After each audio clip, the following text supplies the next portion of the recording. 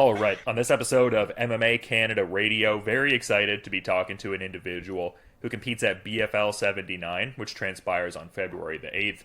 And we've got a very intriguing fight going down as Luis Carlos Bañuelos takes on Nicolas Ouellet. And great having Nick on the show. How's everything going, man? You having a solid day?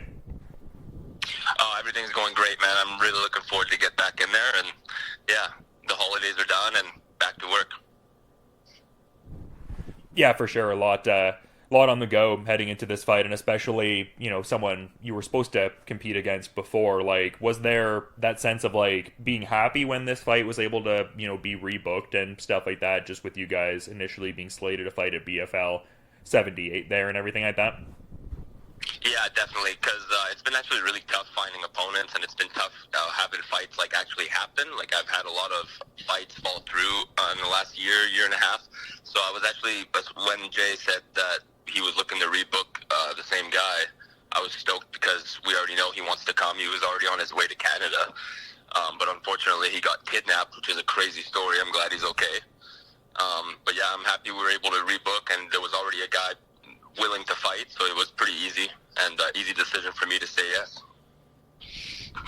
And that was a part of it that I had seen too. You had a social media post about how your opponent was kidnapped and robbed. I mean, that's wild. Like, is that the extent of the details you have on that? I mean, ultimately it's his story to tell, I guess, but I mean, just a wild set of circumstances, I suppose. Yeah, definitely wild on my part, because at first, obviously, I don't know any of the details, so I was just completely thrown off by the news, and then obviously it's his story to tell, so I'll let him tell the complete details on it. But from what I'm understanding, he was on his way to the airport with his ride. I guess it was his vehicle, and they like barricaded the road and just, I guess they took him. They took everything. So that's really wild part of the world he lives in. And like I said, I'm happy he made it out and he's uninjured and he's willing to book it again. Yeah, no, love to see that for sure, and kind of an interesting situation for you where you're at, because I think the context of your record is very intriguing to look at, because some people might look at it as if you have like back-to-back setbacks, but in the context of like two bids for BFL featherweight gold, like, I guess what's the mindset heading into this? Like, you seem very positive and refreshed and all that, but yeah, just curious on that. Yeah, I mean, obviously, it's hard to tell just looking by the record, but I think I fought some of the best guys in Canada, and if you look at the guys I fought, I think most people would agree that the guys I fought were really good, and I still think I'm better than all those guys. My last fight didn't go my way. I misgauged my energy. A lot of things went down in camp. It's just no excuses, but still, like, I just try to stay positive, and I know that there's a long road to go in this MMA game, and I'm trying to learn everything I can, and one fight at a time, I'm going to get back where I need to be and fight for that gold again and win. Yeah, for sure, and I mean, like, the track record speaks for itself too. Like, when you were undefeated through the AMI run and then got that BFL amateur lightweight belt circa 2019. So yeah, I think it's just a matter of people looking a little deeper into the record, and speaks to your gamesmanship too, the kind of caliber of guys you're looking to fight for sure. Yeah, I think that means a lot. Like, I don't like people that pad their records too much, because obviously eventually the truth comes out, right? So I want to get all these answers figured out for myself first. I want to go and fight all the best guys in Canada and figure it out, So this February 8th is the next step. And I alluded to the amateur run through Battlefield Fight League, and just a great run with the company overall, just like plying your trade exclusively with them. I mean, how much does that benefit what you're doing too? Like, it seems to serve the master of you fighting a lot of these great guys throughout the country, as we were kind of just talking about, but like recently, like re-signing to UFC Fight Pass, and just seems like there's a level of prestige and prominence with the company. Like, how much does that, I guess, serve your own individual efforts as a growing fighter and all? Oh, it's great. BFL really treats their fighter well, and it's obviously huge that they're on UFC Fight Pass. And ever since they've been signed to UFC Fight Pass, they've been on a whole different level when it comes to like promotion and just like quality of everything. Like the pay-per-view, everything's easy to put together, and when you're there live, it's just a really great show. There's no lagging. They don't mess around in between fights. It's just, and when it comes to the fighters, they treat us very well. They respect our time, and they respect craft, and I would say BFL is the number one league in Canada easily because of just the sheer talent that comes out of there, right? And another reason why I love BFL is because it's so close from where I live. Powell River's 2 ferries away from Vancouver, so it's not easy for me to get across the country, obviously, but BFL is relatively close, so it's pretty quick for me to make the trip over and fight. You know, I think it would benefit your ownership and everything and coaching role at Powell River BJJ, just like showing what you can do in competition and also the spotlight and everything as we were talking about, yeah.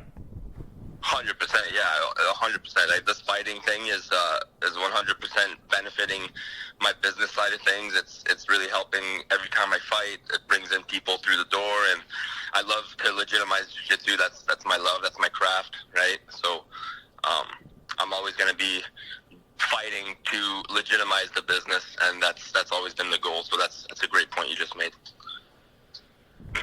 And in speaking to your opponent, like as we were talking about before, like happy this was rebooked and everything like that, getting, you know, the bout back together. I guess in asking that, because I talked to certain fighters who, like, I guess really prioritize the idea of, like, ardently tape studying against their opponents and whatnot, but then some kind of err on the side of, like, I don't want to get too preoccupied with what they're going to do and, you know, more focusing on what I'm looking to do, as it were. Like, have you checked out some of the, you know, previous fights of Bañuelos? Like, I was seeing he fought with Rumble in the cage, albeit a pretty brief fight there last June. Like, are you a guy that gets kind of heavy into the tape study? And if so, like, what would you say your opponent does well? No, I don't look at tape all that much. Obviously, I look a little bit. I try to find what I can find. He looks like he's an explosive guy. He looks like he likes to move and he likes to strike. He's not afraid to grapple from what I've seen. So he looks like a really good, tough opponent, and I'm really happy I get to fight him. But yeah, I try not to focus too much on what he's going to do, because most of the time it's going to be the same thing against me. They're always going to try to avoid grappling for the most part, and they're going to try to stay standing, right? I'm assuming that's what he's going to do, but that doesn't really matter to me. I'm just going to look to impose my will on him and showcase my skills. Yeah, for sure. I mean, does that also serve, like, you, I guess, showcasing the developments in your striking? I mean, I imagine you'd want the fight to go to the, you know, bread and butter. Like, I would think there's a reason all these guys are avoiding the ground portion, but does it really also serve, like, the growth of your striking in a certain way? I would think it would to a certain extent. Yeah, 100%, because he's from what I've seen, he likes to strike, and I like to strike, believe it or not, and I've seen that he's a little shorter, so that's a perfect opportunity for me to, you know, use my distance and show a little bit of my range attacks, and all in all, my goal is to finish him. I don't care how I do it, whether I KO him with strikes or if I get him to the ground, I'm going to use my bread and butter, and I'm pretty sure on the ground it won't really be competitive, you know, but you never know when it comes to fighting. So one thing at a time, I'm going to get in there, make sure we all go in there healthy. He makes weight, then we're good to go. We'll figure it out on the night, but yeah, my goal is to finish him. And I would think that, like, competing so early in the calendar year would really behoove you having a fairly active year. So I would think if you're looking to have a certain strength of schedule this year, this would be a good way to kick off, like, a good season, quote unquote, I guess. Yeah, I've been trying to fight 3 times a year for the last 2 years, but it's been so tough, man. I don't know, everything keeps falling through ever since early 2022. I've only got 2 fights since then, and it's been crazy. Like, I've had more fallen fights than actual fights. So I'm just really thankful that this one's booked, and I'm just staying positive and making sure we make it there. I was going to say, your former opponent, Mateo Vogel, also seems like he's had similar issues. So kind of a serendipitous thing. Well, not serendipity, but, like, just the fact that you guys eventually matched up. It's like you're almost, like, both serving the idea of, like, it's hard for me to get these fights. It's like, you want to fight? Oh, cool, sweet. Yeah, for sure.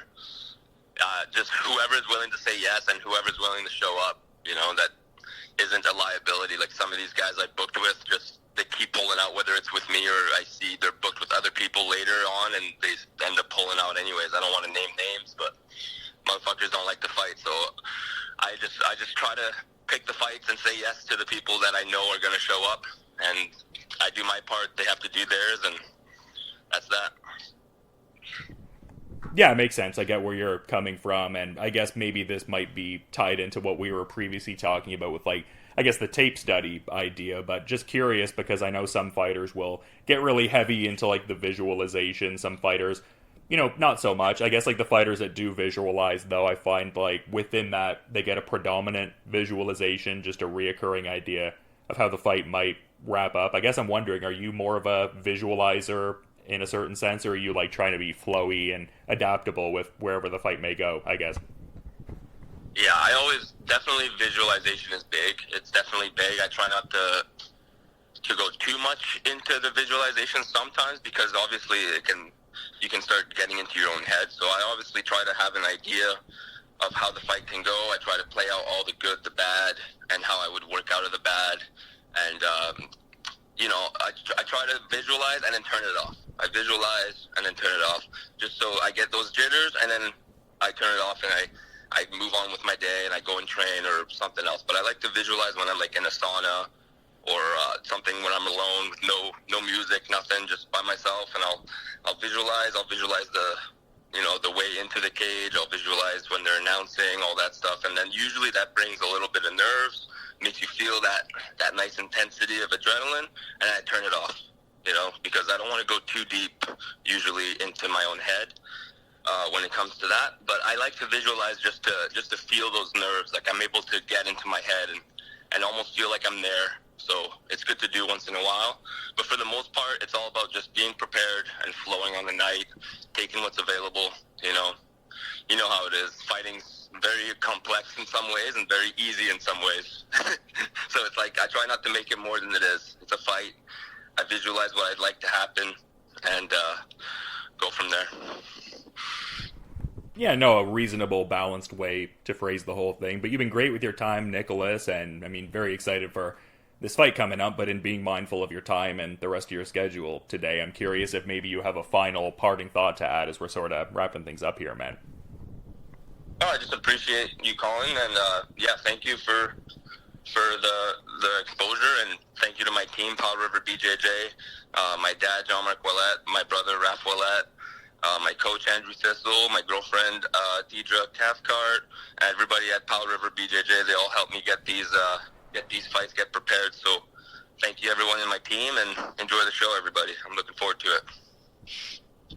Yeah, it's going to be a great one on February the 8th, and a stacked card with BFL 79, but very much looking forward to your fight with Luis Carlos Bañuelos. And yeah, just thanks so much for coming on MMA Canada Radio, Nicolas. It was great getting some awesome insights from you, and you just enjoy the rest of your day too, man. Thank you. Awesome. Thanks a lot. What was your name again? My name's Dylan Bowker. Awesome. Nice to meet you, Dylan. Thanks a lot, man.